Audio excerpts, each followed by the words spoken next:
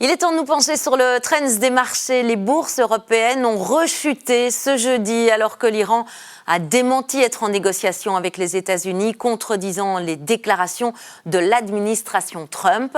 Dans ce climat d'incertitude et alors que le conflit se poursuit, les prix du pétrole ont rebondi. Sur Euronext Bruxelles, Azelis s'est illustré à contre-courant. Fluxys Belgium a profité du regain de tension sur le marché du gaz européen. À l'opposé, le recycleur Umicore a nettement corrigé alors que les prix des métaux restent sous pression. Tessenderlo a chuté après la publication des résultats annuels inférieurs aux attentes et de prévisions prudentes pour 2026. Après une belle séance boursière hier suite à la publication du plan de paix émis par les États-Unis envers l'Iran, nous avons connu un repli des marchés boursiers suite à la hausse du prix du baril qui redépasse le niveau de $105. Après exactement un mois de conflit en Iran, on fait le point avec Christophe De Smet. Bienvenue, bonsoir Christophe. Bonsoir. Est-ce que cette incertitude persiste sur les marchés ? Mais tout à fait. On est dans le doute, tout simplement. Il y a deux scénarios sur table. Le premier, c'est qu'il y a un aggravement du conflit entre l'Iran et les États-Unis. On voit d'ailleurs que les États-Unis ont envoyé 8000 soldats au Proche-Orient et demain soir se termine l'ultimatum concernant l'ouverture du détroit d'Ormuz. Deuxième possibilité, espérons-le, c'est qu'à un moment, les deux parties se mettent d'accord sur certains points, qu'il y ait un cessez-le-feu temporaire, ceci après un mois de conflit, et que petit à petit, le détroit d'Ormuz se réouvre suite à l'intervention de l'Iran.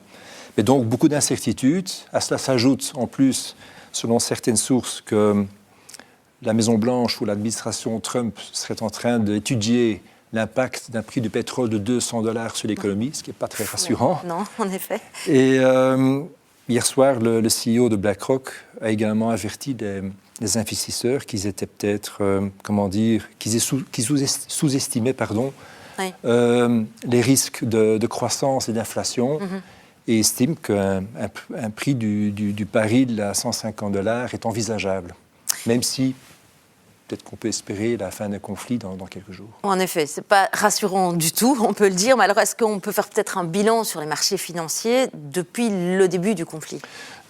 28 février, début du conflit. Depuis lors, on a vu que le dollar confirme son statut de devise refuge et a progressé de 2%. Les bourses, là c'est autre chose. On voit que les bourses américaines ont régressé de 5%. C'est encore, ça va, je trouve, par rapport aux bourses asiatiques et européennes qui, elles, ont quand même baissé de 9 à 10%. Les matières premières, on l'a déjà souvent évoqué, l'or, mais aussi l'argent.